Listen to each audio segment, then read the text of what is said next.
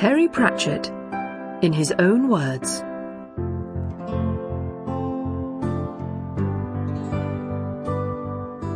Bookshelf.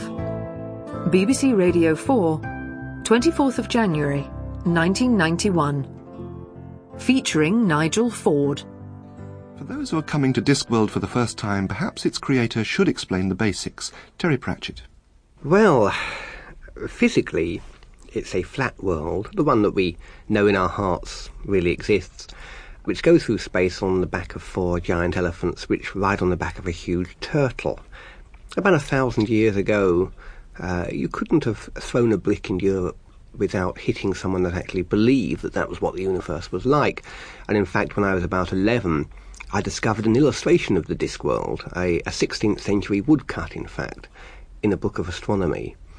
And some years ago, when I needed a fantasy world to set my novels on, it just all came back to me, and I stole it and got away before the alarms went off. How long has Discworld been in existence? I think the hardback of Colour of Magic, the first book, was published in 1983, but it didn't really take off until early 1985, when that book came out in paperback. And since then, after a slightly slow start as I got up to speed, there have been 2 every year. I mean, I never thought, when I did the first books, that I would ever do a book like Moving Pictures, the latest one. I mean, it never had occurred to me that there was that plot there waiting for me. So I don't know what's waiting around the corner for the next book. Is that a well-judged metaphor, the plot sitting there waiting for you, or do you have to sort of search them out? I mean, how does Moving Pictures fit into the history of Discworld? Well, there isn't a history of Discworld because it's a non-existent place. But the books more or less follow one another in time.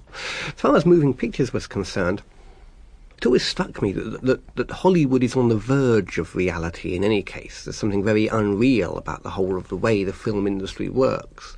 And since the Discworld is an unreal place, something very, very similar to the whole early Hollywood film industry would fit in very nicely there. In Colour of Magic, I introduced the way a camera works on Discworld. You have a little demon which peers through a hole in the front and then very, very quickly paints a picture. So all I had to do was update the technology a bit for Moving Pictures, and they discovered that if you use 6 demons and you wind the pictures past, you actually get moving pictures. You have to use 6 demons, 2 of them to paint the pictures and 4 of them to blow on the paint to get it dry before the next picture is wound past. There are some characters that have appeared in this one for the first time, which are quite fascinating, which I can foresee possible futures for, and that is the trolls. There's Detritus and Rocky. Detritus, the troll, yeah.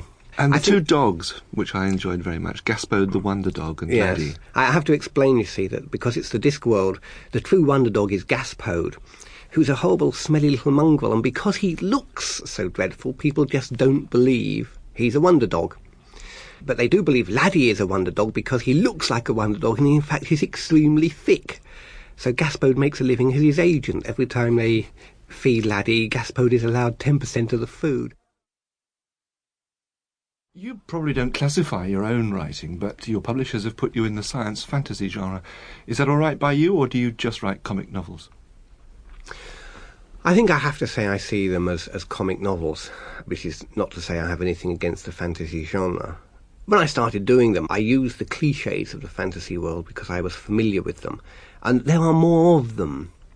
If I had started off doing, shall we say, a funny Wild West, I couldn't have kept it up for this number of books. There would be no way I could make the thing work. One of the things that's enabled me to do the things I'm doing is that people are far more familiar with the clichés of fantasy now than they were, say, 20 or 30 years ago. This was the reason why Hitchhiker's Guide to the Galaxy was such a success back in the 70s, because by the mid-70s, what with Star Trek and 2001 and all the films and advertising and so forth, people were aware of science fiction and some of the backgrounds of science fiction. In the same way, people have become more aware of the backgrounds of fantasy because they've been the Conan movies and all the rest of it, and Dungeons and Dragons and all that kind of thing.